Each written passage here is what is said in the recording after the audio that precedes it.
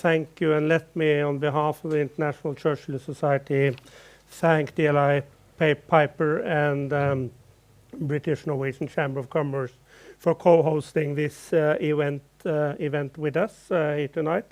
And a warm welcome to everyone that's chosen to do this in a busy time. We know it's that before Christmas. And especially a warm welcome to you, Emma. You are a British editor, journalist, and author. You have been an editor of various famous British publications, as the Literary Review, Tatler, Evening Standard Magazine, Telegraph Magazine, and others. 2 years ago, you published this book, Mary Churchill's War, your mother's wartime diaries, and that's very interesting to see her view on her father's work in this important time. You are the daughter of Mary Churchill and Christopher Soames, and your father was a MP for many years, minister, and Churchill's right hand. Both of your parents were members of the House of Lords. Your brother is a member of the House of Lords today. And why we're here today, Emma, is that you are the granddaughter of Sir Winston Churchill and his wife Clementine. And Sir Winston Churchill, a person that at the millennium was voted by his own countrymen as the greatest Englishman ever. Greater than Lord Nelson, greater than the Beatles, and all your famous footballers. Yeah. What makes this person so special? Well, can I just, before I start, add my thanks to DLA Piper and the Chamber of Commerce for sponsoring this event and for being so generous in inviting me to join you for the inauguration of the Norwegian chapter of the International Churchill Society, which is absolutely delightful, and it's wonderful to see the name and memory of my grandfather spreading throughout the free world. What makes him so special? Is the greatest Englishman ever. Well, I mean, he was the most extraordinary mixture of, well, first of all, there was no difference between how he was in public and how he was in private. He was the same man. And he had these extraordinary qualities. You know, the fact that he could read a piece of poetry from beginning to end that he hadn't read for 30 years, and astound people who might say, quote one line of it, and then he would go off into this, you know, read the entire thing. And my mother writes of vivid memories, because of course she was, you know, she was the youngest of his 5 children. She was brought up at Chartwell. There was a big age gap between her and her next sibling, so she was effectively an only child. And she sat at the dining room table at lunches and dinners, and he would go off in these great riffs of poetry, speeches, historical quotations, and she was spellbound from an early age. And so he had that quality, and then he had these qualities of leadership, of his courage, his vision, his oratory. That is not to say that he didn't get things wrong. Today, you have been to the Norwegian Parliament, and you met the President of the Parliament, and the British-Norwegian caucus, Friendship Caucus in the Parliament, and they gave you a very nice copy of Sir Winston Churchill's speech to the Parliament here in Norway in 1948, as the first foreign person able to speak to the Parliament. He was initially invited in 1946, but because of his Iron Curtain speech at Westminster College in Fulton, Missouri, the Norwegian government got a little bit nervous, and they forced the king to write to Churchill and ask if he could come later on. And the king wrote, we would hope you can come when things has calmed down a little bit. And Churchill wrote back and he said, thank you, I will come back when things has calmed down or got worse. And this is a good example of the great wit Churchill had. There's thousands of quotations. Not all of them might be true, but what do you and the family remember of this wit? Was he a funny person as a private person? Well, there is quite a famous story, largely famous because my brother tells it all the time. But my eldest brother, who's a little bit older than me, he's called Nicholas, and we brought up at Chartwell, so we spent a lot of time with our grandparents. And he went running into his grandfather's study, which was like, you know, the Holy of Holies. You weren't supposed to do that. He said, Grandpapa, Grandpapa, I hear you're the greatest living Englishman. And he said, yes, now bugger off. But do you think people got hurt from his comments? We have this, the famous one. He apparently told Lady Astor told him that Winston, you're drunk, and he said. And tomorrow we'll be sober. Sober, and you will still be ugly. Yeah. Yes. Yes. I mean, he could be cruel. You know, by present-day standards, I would consider that to be rather cruel. But he just had this amazing wit, and it sort of flowed out of him. You know, like when Hitler sent him a telegram, or because there was something about, he was a chicken, and he said, some chicken, some neck. Yeah. You know, it just flowed off the end of his tongue. There was nothing worked up about it. He didn't have, like many famous comics now, he didn't have a scriptwriter in behind him. But we're talking about the person that got the Nobel Peace Prize, Prize for Literary Prize. So he had some extraordinary talents. He did. I mean, he was a wonderful writer. I'm just reading his biography of Marlborough, which was an early thing he wrote, but I mean it's massive. It's that big, but it's beautifully written. I mean, I take it that I will assume that it's historically accurate. I have nothing to compare it with, but it is beautifully written. So he had the muse, so to speak. Are there any members of the family that inherited this sense of humor, special sense of humor? We know you Brits have an extraordinary sense of humor, but... Yeah, well, we do our best.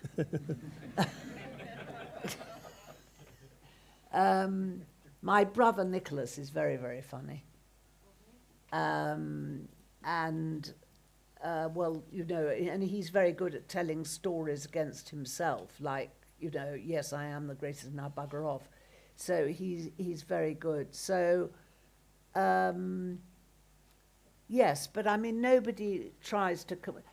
I'll say one thing for my family. I'm sure we have many shortcomings, but we do not try to compete with the amazing memory of our grandfather. Yeah. That would be very silly.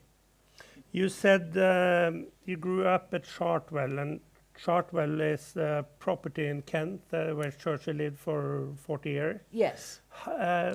What are your memories from growing up there? What are your, the first memories of your grandparents, of your grandfather? Yes. Not to tell your age, but you're born between his two... No, I'm perfectly happy to tell my age. Between his two prime minister periods. Well, the fact is that when I knew my grandfather, I saw a lot of my grandparents, but I was very, very young, and he was very, very old. So he was not making great witty remarks and asking my opinion about the future of democracy. And if he had, I mean, even if he told me things about the future of democracy, they would have gone over my head. So I really remember him as a very dear old man. What I do remember is that the entire household worked around him. He still had security. He had servants who'd been with him for a very long time, and you very much had the feeling that everybody, the whole of Chartwell, lived and worked to make his old age happy and content. And it did make him happy and content, because he was in the house that he'd fallen in love with 40 years before. It had the most amazing views. I don't know how many people have been there, but it's built on the side of a hill overlooking the Weald of Kent. And so what I remember mainly is him sitting there with a weak whiskey and soda and a large cigar and a huge hat, looking peacefully at the scenery. And his many animals. So what I really remember is the budgerigar, the dog, Rufus, etc., etc. Was he a caring grandfather? You say he was an old man, but you know he was prime minister also at that time, you know, so it couldn't be that that old, you know. But no, we know he was in his 70s. But you know, was he a caring grandfather, or did he get annoyed of your children hustling around? No. If we got annoying, we were removed from the scene of the crime, I'm sure. But he used to come, he'd built this swimming pool. He had all these things he did in the grounds of Chartwell. He created, there was this water coming down from a spring in the hillside, and he created riverways and ponds where he had his famous fish, his goldfish, and then on down into the valley where he created this vast swimming pool with a heating system, but it was still as cold as the North Sea up here. It's still there. And he used to come down and watch us swim, and then we would all go up the hill and have tea on the lawn, and he would sit with us while we ate our little sandwiches. And my grandmother was an ever-present presence, and she was very concerned about his happiness, as indeed was my mother, who had been at his side, really at her parents' side, from the beginning of the war onwards. Yeah. What was your grandmother Clementine's role in the family, and how was the interaction between your grandparents? They were very sweet together. I mean, they'd entered a peaceful old age together, but she was, I think, 10 years younger than him. So she was that much younger. And I think she was quite relieved not to be running a house with 57 civil servants running through it, you know, running a house at war, moving from Chequers to number 10 Downing Street every weekend. I think she was probably quite relieved that that time of their life was over. But they were very sweet together. I became very close to my grandmother because my grandfather died in, I think, 1965. And my grandmother didn't die for another 10 years or so. And I used to go and spend time with her in London and stay with her. And she was the most elegant woman. And she had very strong ideas of her own. And Edward Heath, became very, very fond of her. So she was tough with him on his views, and Yeah. Did she have any influence on his Oh policies? my God. Yeah. Yes, absolutely. And for instance, about the abdication, occasionally my grandfather got things royally wrong, and one of these things was the abdication, and she put him right, and she changed his opinion. When, as a young girl, did you realize that your grandfather was one of the most famous persons in the world? His funeral. His funeral? Yeah. Not before that? It's rather sad, not till then, but, well, it was the most impressive event I've ever attended in my entire life. Yeah.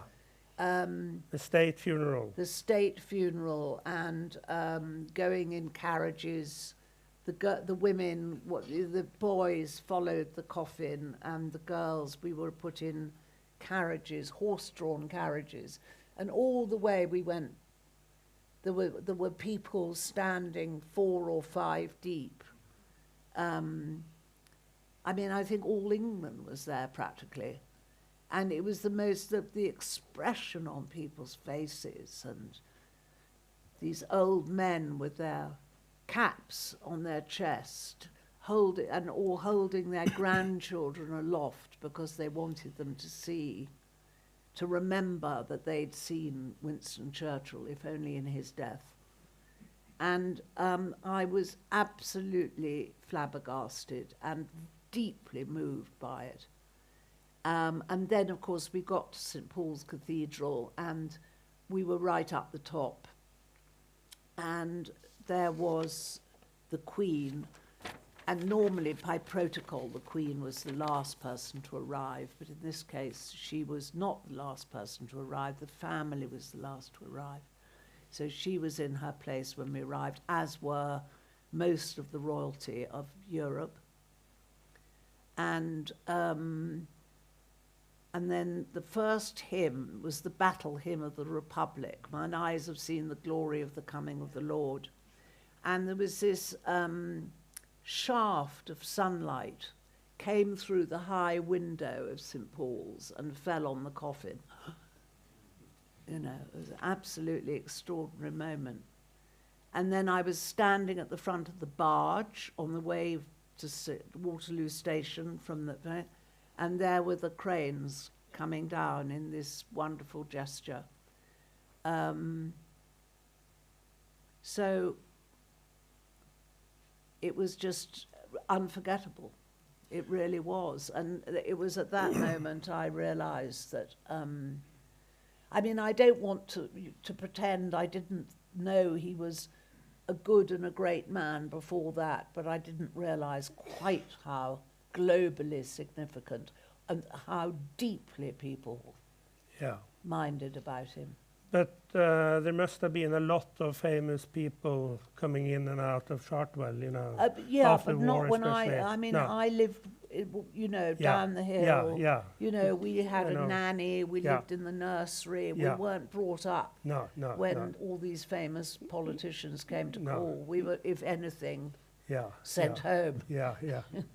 But I remember my grandmother playing croquet with various people. I can't quite remember who they were, but the Asquith family, and so, but we were really part of their leisure time rather than their working time. Yeah. You mentioned Churchill's 5 children. How could you say something about, their relationship to their father?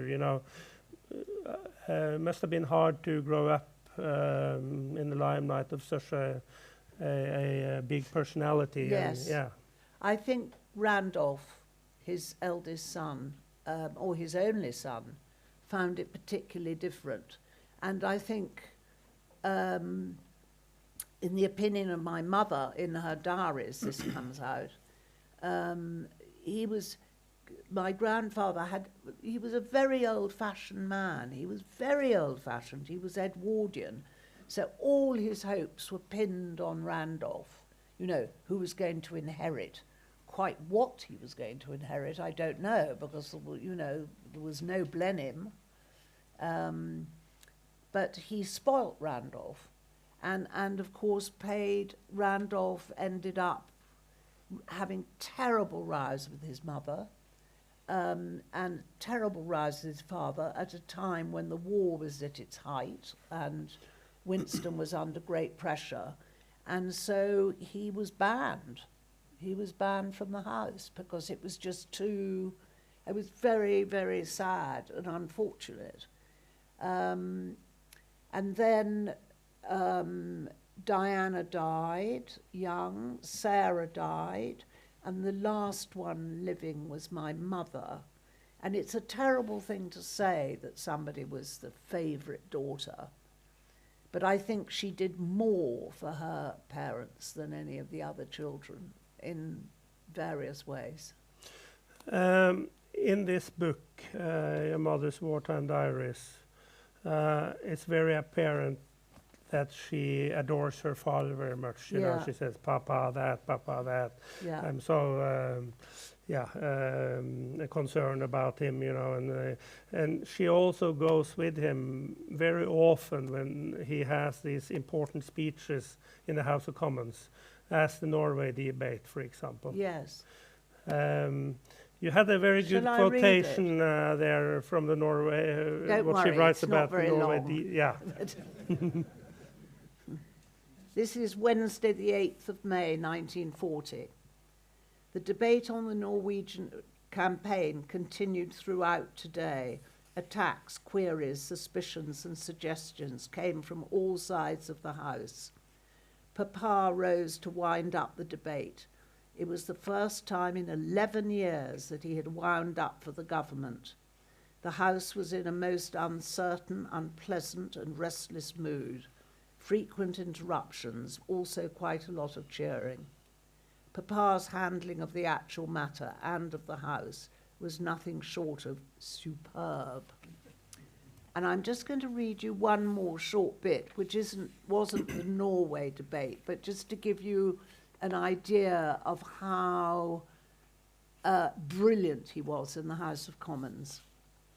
This was when we scuppered the French fleet, which was like an arrow to the heart of many English people who adored the French, but they, you know, otherwise the Germans were going to get hold of it. This afternoon, Mummy and Pam, that was at that point Mrs. Randolph Churchill, and I went to the house. It was a very sad day for Papa, he who has always loved and admired the French so much and worked so much for the Entente Cordiale. His statement was sombre, sorrowful but resolved.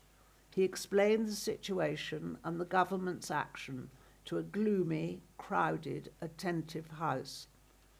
When, after nearly an hour, he sat down, the house began to cheer. The cheering grew and grew until the house was on its feet. So, even in the darkest hour, he could bring the House of Commons to its feet. She writes very lively around, you know, him and how much she adores him. We know that Churchill had a very difficult relationship with his own parents. You know, Lord Randolph Churchill, a famous politician in his time, son of a duke, and Jenny Jerome, the American. How did that influence his own, you know, his own relationship with his own family, you know, children and grandchildren, and, you know, that difficulty he had with his parents? You know, I think many people who have a very difficult upbringing and difficult relationship with their own parents are determined not to repeat it with their own children. And I've seen this, you can read this endlessly in many relationships. And I think Grandpapa was like that. But I also think he was very much supported by Clementine, who soothed him, knocked sense into him occasionally when he had slightly crazy ideas. But he adored he loved his children. But my mother had a quite sort of privileged position because she was so young. So all the other children had left home and she was at Chartwell. You know, she went to school in a local school. She had a menagerie. She had goats and sheep and goodness knows what else in the garden. And she was never kept away behind the green baize door, you know, so she ate with her parents and spent a lot of time with them. So, and I think he came to treasure her rather. Yeah. A couple of other things, and that is Churchill's alcohol consumption. You know, people, you know, think he drank a lot, and, you know, a bottle of whiskey, champagne for lunch, Yeah. cognac in the afternoon, yeah. things like that. Is this true, or is it, you know? Well, my mother always said that he did drink whiskey for breakfast or whatever it was, but that his drinks were always incredibly weak.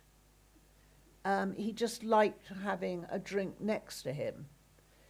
And I suppose I do slightly remember, you know, sitting in the garden with him. He always had a little table and there was a drink on it. But it didn't look like Scottish whiskey at its strongest. So I just think he was a chugger, you know what I mean? But anyway, whether he did or whether he didn't, he died at 90. He was not bright yellow when he died. And he managed to win a world war. Yeah. I rest my case.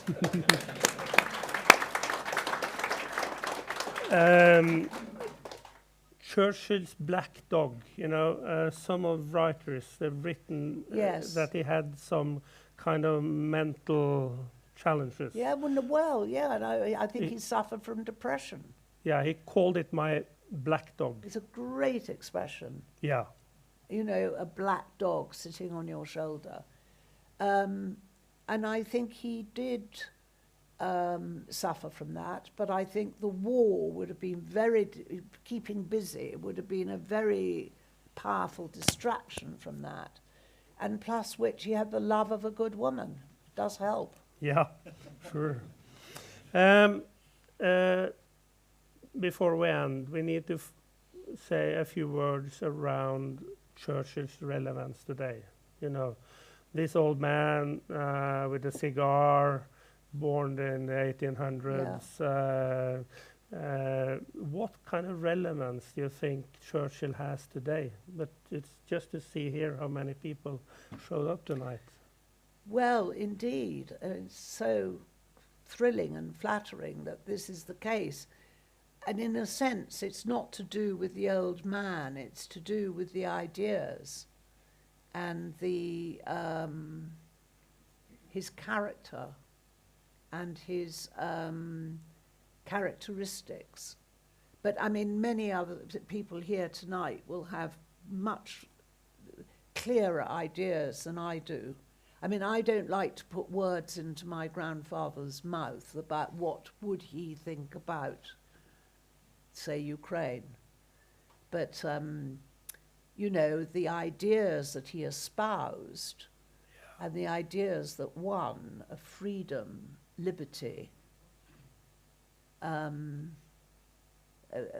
still going strong today and never more important than today. Okay, Emma, thank you very much for sharing your memories and views on your very famous grandfather. And of course, we in Norway, we are very grateful for his efforts and his ability to stand up for democracy. So thank you very much to your family for that. Well, I will pass it on.